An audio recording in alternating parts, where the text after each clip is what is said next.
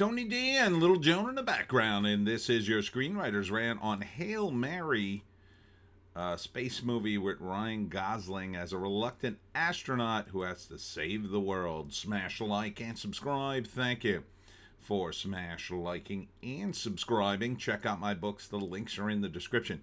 Comedy Horror in South Jersey. It's the Pineys, books 1 through 17, available at Amazon.com. Don't forget, Kindle Unlimited is free. This is a real sci-fi movie, I think. The premise is the sun is dying, and a group of scientists have figured out that a bunch of stars in our galaxy are also dying in the exact same way, except for one that's, I think it's 6 light years away or something. And so they need someone to go out there and figure out why. But they have to send a scientist who knows enough about this stuff to figure it out. And that's Ryan Gosling. But Ryan is an academic teacher. He's not really an astronaut. He tries to help, but in the end they say he has to go because he's the only one that could do the test or whatever. So they build this ship, and Ryan doesn't want to go, but he eventually agrees to go. And by the way, this is written by the same guy who wrote The Martian, I think, or it was the producer, I forget. So it's pretty cool,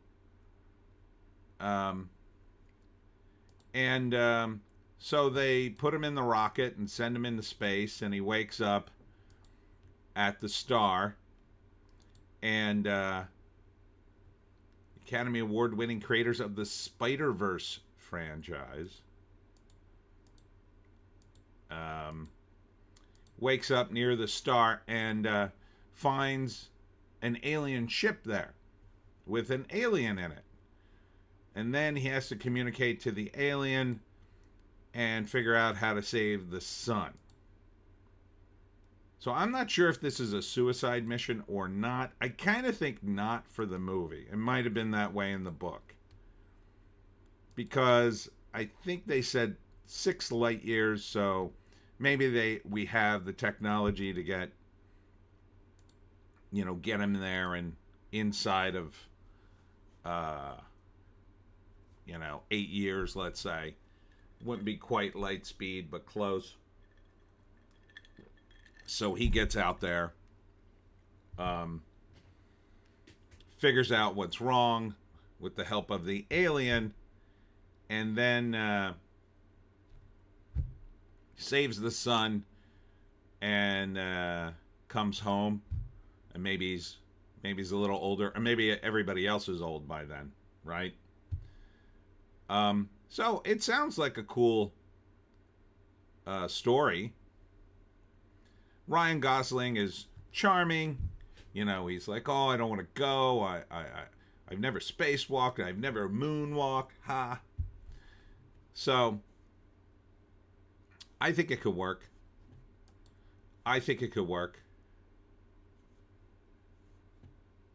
It says here, the book is a masterpiece. Be ready, everyone. This might be something incredibly special.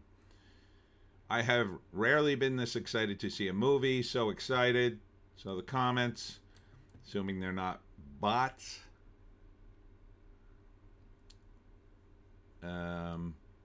People seem to be into it. I hope this movie is 3 hours or longer. Want to feel the experience. I think that's too long. Best book I've read in 10 years. So a lot of people, allegedly, I mean, you can't tell anymore with the bots, but the only red flag, tiny red flag, might be that it's from Amazon, and we all know what Amazon sometimes does. But they don't do it all the time. So I think I would see this. I mean, I'll probably wait to hear a little bit of feedback from some of the critics just to make sure it's not insufferable. But yeah, Yeah, it looks cool. Let's see what the IMDb says about it.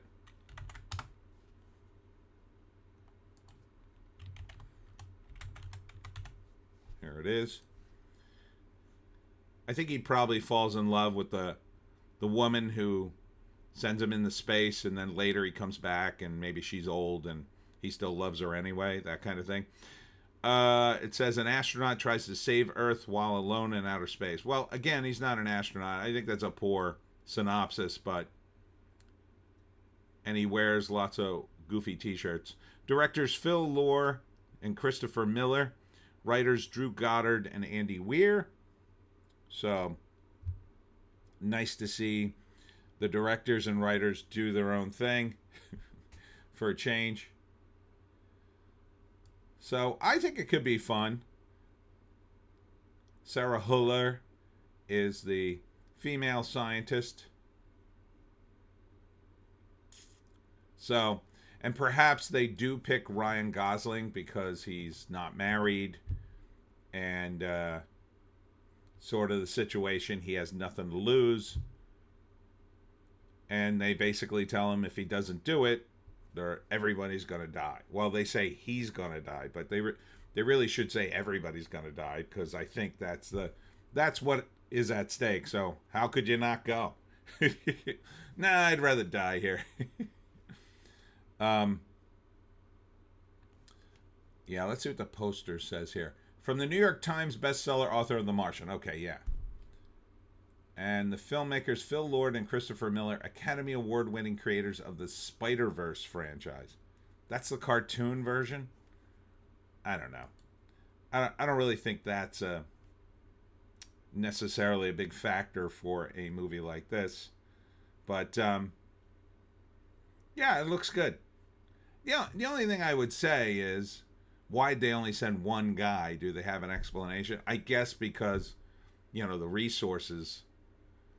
I would think you'd want to send at least two, at least a second guy to be like, in case somebody dies, another guy, maybe a guy to just run the ship, or another guy, like two guys like that are exactly like Ryan Gosling, single, nothing to lose, and experts in their field, so they can, in case one of them dies, or in case one of them doesn't have a good idea. But beyond that, I can get past it. It is just a story at the end of the day, but it looks cool. It looks really cool. I like the look of it. I like the feel of it. The tone's right. It's not super depressing, but there are stakes there. Ryan Gosling is being a little wacky, but he's not overdoing it. So, yeah, I could see this. Project Hail Mary. Do we have a date on this thing? Feels like it should be a summer movie. March next year. Oh, okay. Well, that's not a bad time either. That'll be the beginning, just about the beginning of spring. I wouldn't dump this in the winter. That would be... no, this is not a winter movie. This is a light movie, ultimately. Although the stakes are high. I feel like the tone is light, and it's going to be probably a happy ending. Even if he dies, it'll be a happy ending. It'll be like, well, he dies, but in the end, he sacrificed himself for humanity. I kind of think, though, they're not going to kill him. Hollywood, they don't do downer too well. It's just not... Nobody wants to leave the theater going, oh my God, he dies at the end. So I think he somehow gets back to Earth with his little alien friend. Anyhow, that's it for me, Tony D and Little Joan. I know I'm way behind on my videos. I still haven't done the Piney podcast from last night, but it was crazy. We did a 4.5 hour stream last night. It was nuts. You got to watch it. I made a mistake that fortunately I don't think YouTube caught, but you might enjoy my mistake. I guess it's not too big of a deal on YouTube, but I was really worried the whole stream would get taken down. But check it out if you get 4.5 hours of your time, I guess. It was a lot of fun. Thanks for tuning in. We'll see you in the next one.